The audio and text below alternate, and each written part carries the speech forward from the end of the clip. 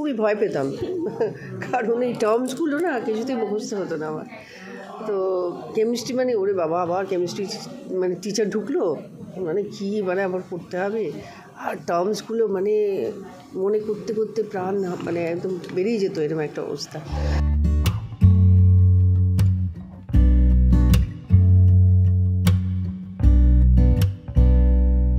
তো আমি তো বুঝতে পারিনি আবার এতদিন পরে একটা ওটিটি প্ল্যাটফর্মে একটা সিরিজ করব, সেটাও আবার কেমিস্ট্রি টিচার, মানে একটা সাংঘাতিক মানে নার্ভাসনেসে একটা পরিণত হয়েছে। যখন প্রথম বললো আমাকে সৌরভ, বাপরে বাপ, এটা কী করে করবো, বলে আমি কি পারবো?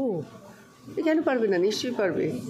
না আমি না ওই টার্মসগুলো বলতে আমি সব শিখিয়ে দেবো, কোনো ব্যাপার না, কোনো চাপ নিয়ে তুমি মানে খালি হ্যাঁ বলো। হ্যাঁ বলতেও সময় লেগেছিলো আমার।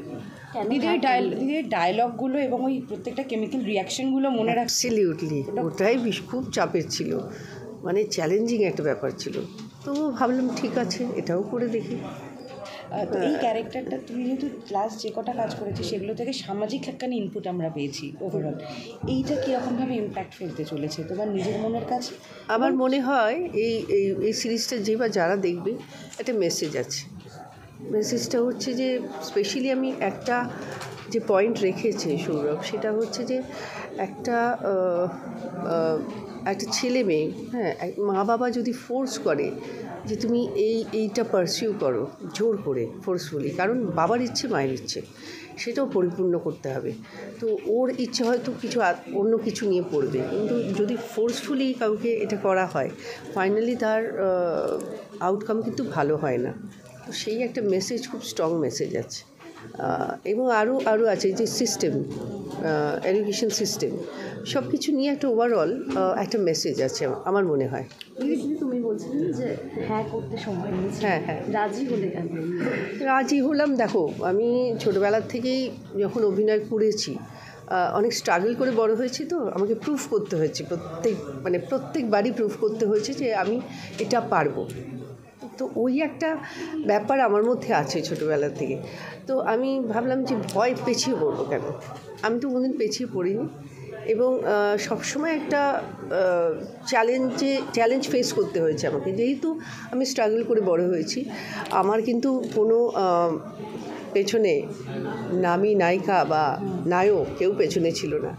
আমাকে নিজের মতো কষ্ট করে স্ট্রাগল করে নিজের জায়গা তৈরি করতে হয়েছে। তো সেইটা তৈরি করতে গিয়ে কিন্তু প্রত্যেকটা জিনিসই আমাকে চ্যালেঞ্জ ফেস করতে হয়েছে। কারণ এরম দিনও গেছে যে মানে একটা চরিত্রের জন্যে আমার সঙ্গে আরও 5টা মেয়ে আছে, তো কে সিলেক্ট হবে, স্ক্রিন টেস্ট হবে, স্ক্রিন টেস্টের পর দেখা গেলো কে মানে এই চরিত্রটা পাবে। তো এরকমও আমি টেস্ট দিয়েছি। তো এই টেস্ট মানে চ্যালেঞ্জিং ব্যাপার, কম্পিটিশান, টেস্ট, এই হতে হতে মনে করলাম না, কেন আমি পেছিয়ে যাব কেন। আর ওটিটি তো ফার্স্ট, মানে আমার এক্সপিরিয়েন্স হবে। যেমন আমি যখন ছবি করছি, রমরম করছে, তখন কিন্তু সিরিয়াল করেছি আমি, হ্যাঁ, দিনা পাওনা করেছি, নগরপাড়ে রূপনগর করেছি। কিন্তু অনেকে বলেছিল তুমি ছবি করছো, তার মধ্যে আবার সিরিয়াল করছো। আমি বললাম না, ঘটনা হচ্ছে যে ছবি মানে আমি ষোড়শীর পাঠ আমাকে ছবিতে কেউ দেবে না, জ্যোতি রানীর পাঠ কেউ দেবে না, বিরাজ বউ, সেইগুলো আমার খুব ইন্টারেস্টিং। মানে শরৎচন্দ্র পড়েছি, বঙ্কিমচন্দ্র পড়েছি, ওই সময়টা হচ্ছিল না, যার ফলে সিরিয়াল করেছিলাম। অবশ্য সিরিয়াল তখন রেগুলার ছিল না, সিরিয়াল ছিল ওই সপ্তাহে একদিন, মানে প্রত্যেক বৃহস্পতিবার বা প্রত্যেক বুধবার এরকম ছিল। আর 26-এ শেষ হতো, 7-এ শেষ হতো। তো সেই সিরিয়ালটা করেছিলাম আমি। তারপর তো এক্সপিরিয়েন্স হয়ে গেলাম, মহাভারতও করেছি। সো তার জন্যে আমি কোনোদিনও ভাবিনি যে না, আমি এখন ছবি করছি, আমি এটা করব না, আমি ওইটা করব না। মানে সব জিনিসই আমার মনে হয় অভিনয়, সে যেই ফরম্যাটই হোক, যেই ফর্মই হোক। আমি সর্বজাও করেছি, আমি সিরিয়ালও করলাম। তো সব কিছুই আমার খুব ইন্টারেস্টিং লাগে, কেন করব না, করে দেখি।